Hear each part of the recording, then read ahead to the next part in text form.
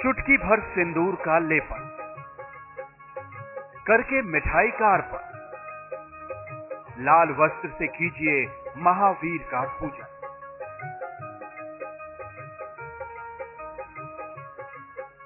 सुंदर कांड का पाठ, रामायण ग्रंथ का दान,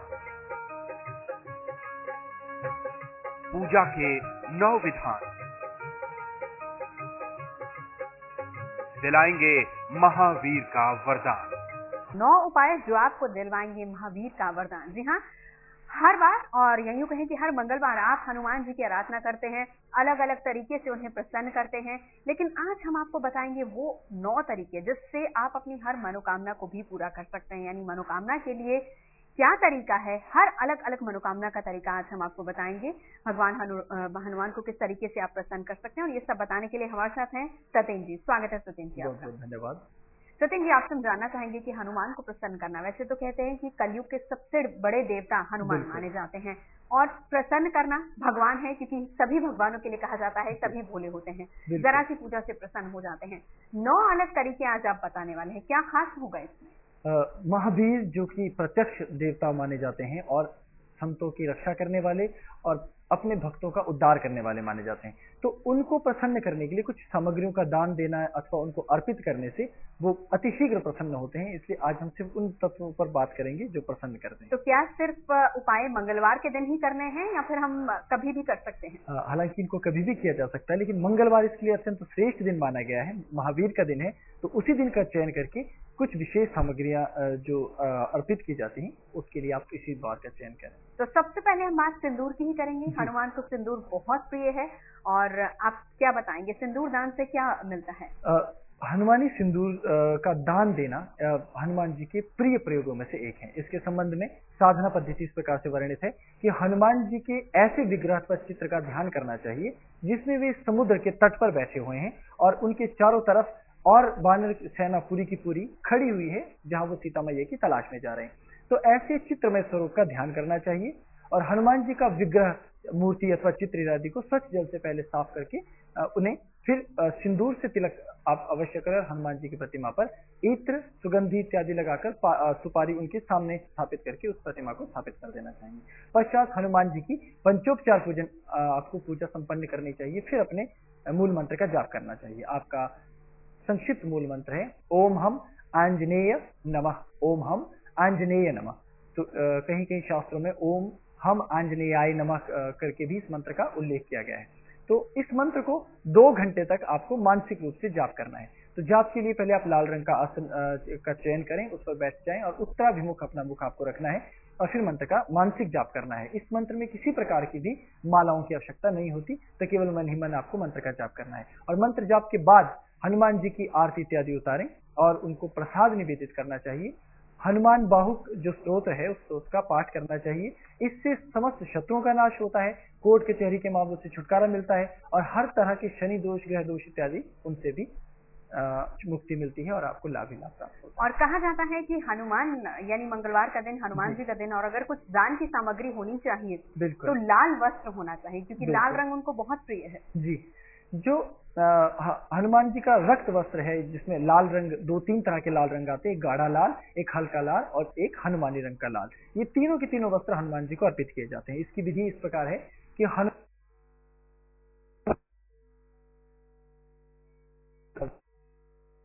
शक्ति पुंज बना हुआ है ऐसे स्वरूप का ध्यान करना चाहिए, और हनुमान जी के ऐसे ही विग्रह अथवा जल से साफ की हुई, पवित्र की हुई मूर्ति अथवा चित्र को स्थापित करना चाहिए।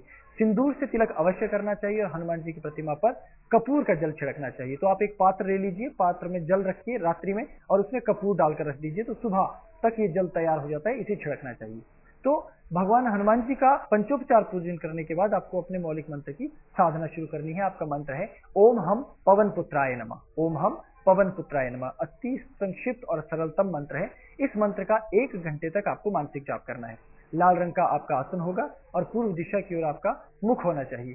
तो जब आपका मंत्र जाप समाप्त हो जाए तो फिर हनुमान जी की आरती, स्तवन, स्तोत्र इत्यादि का आपको पाठ करना चाहिए।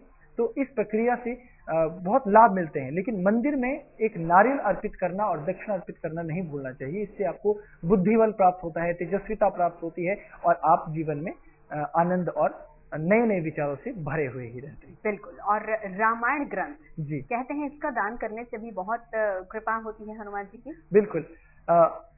जैसे कि सर्वविदित है कि हनुमान जी सदा सदा नित्य श्री राम जी की सुमिरन और उनकी कथा में ही लीन रहते हैं। तो ग्रंथ का दान सर्वोत्तम दान माना गया। तो हनुमान जी को प्रसन्न करने के लिए उनके ऐसे स्वरूप का ध्यान करना चाहिए जिसमें वो संजीवनी के लिए एक पूरे पर्वत को उठाए हुए वायु गमन कर रहे हैं।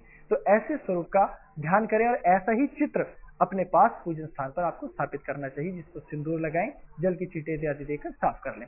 पंचामृत से हनुमान जी का अभिषेक करना चाहिए और फिर मूल मंत्र का आपको जाप करना है, लेकिन पंचोपचार पूजन करने के पश्चात। आपका मंत्र है ओम हम रामदूताय नमः, ओम हम रामदूताय नमः। तो 1 घंटे तक मानसिक रूप से आपको मंत्र का जाप करना है और इसमें भी आपका आसन का रंग लाल ही रहेगा।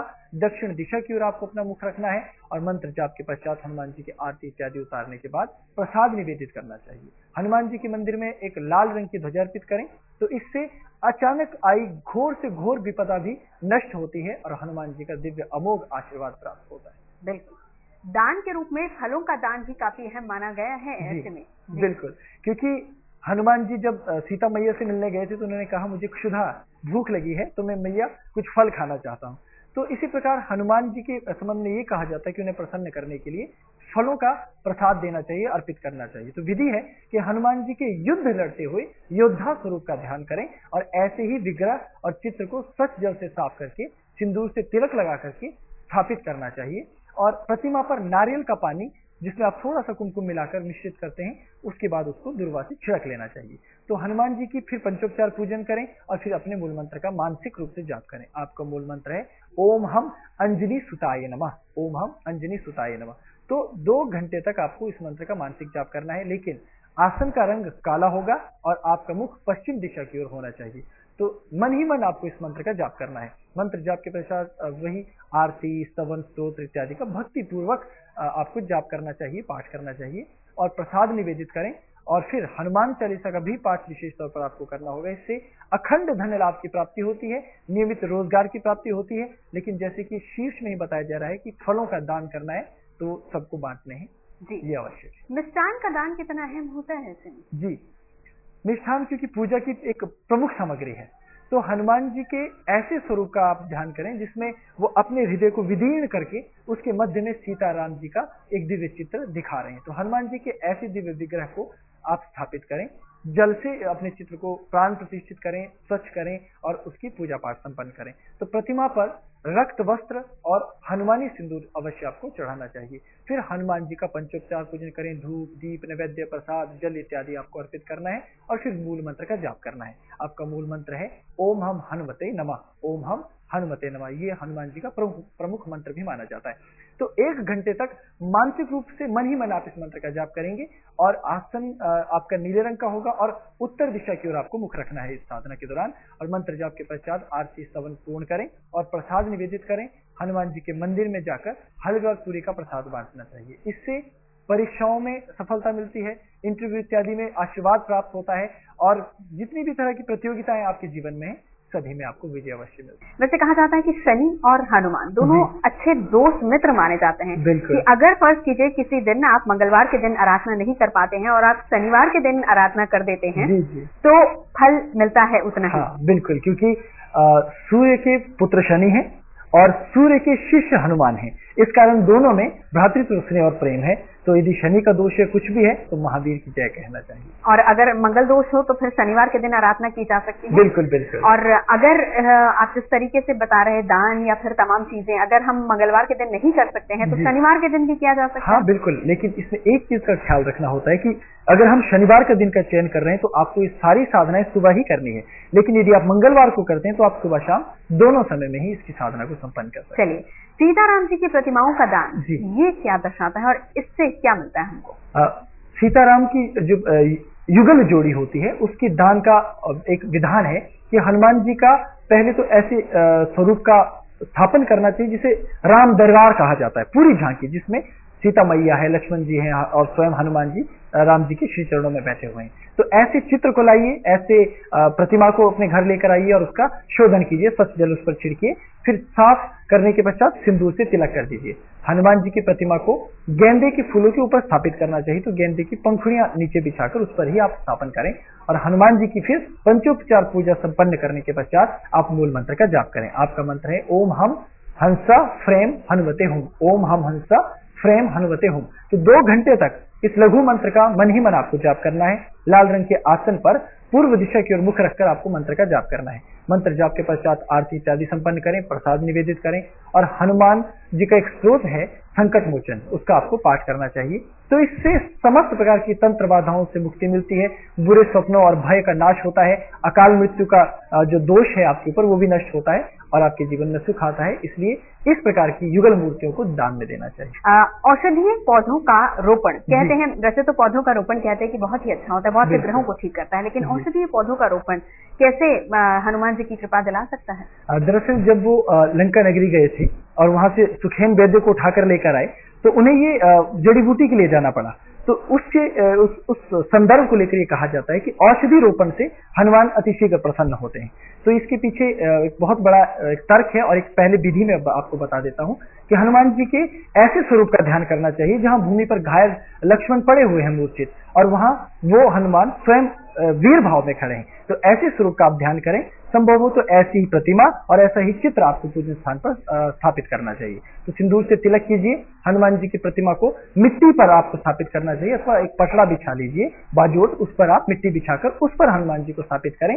फिर पंचोपचार पूजन के पश्चात मूल मंत्र का जाप करें। आपका मंत्र है ओम हम कपिराजाय नमः। और कहा जाता है कि हनुमान जी को प्रसन्न करना है तो सुंदरकांड का पाठ कीजिए। हाँ बिल्कुल, ये आपने हृदय की बात कही है। समस्त भक्त ये जानते हैं कि सुंदरकांड का बेहद महत्व है। तो हनुमान जी के ऐसे विग्रह जो कि समुद्र तट पर वानर सेना के साथ खड़े हुए हैं और विचार कर रहे हैं कि मुझे समुद्र को कैसे लांघना है, ऐसे दिव्य चित्र में स्वरूप का ध्यान करना चाहिए और हनुमान के विग्रह को स्पष्ट रूप से मतलब पहुंच करके स्नान के पश्चात एक तिलक लगाना चाहिए और हनुमान जी को बहुत से केलों का अर्थात लगभग 2 दर्जन केलों का प्रसाद अर्पित करके उस प्रसाद को बांटना चाहिए। फिर पंचोपचार पूजन संपन्न करें और मूल मंत्र का जाप। आपका मंत्र है ओम हम रुद्र स्वरूपाय नमः, ओम हम रुद्र स्वरूपाय नमः। तो 2 घंटे तक आपको मानसिक रूप से इस मंत्र का जाप करना है।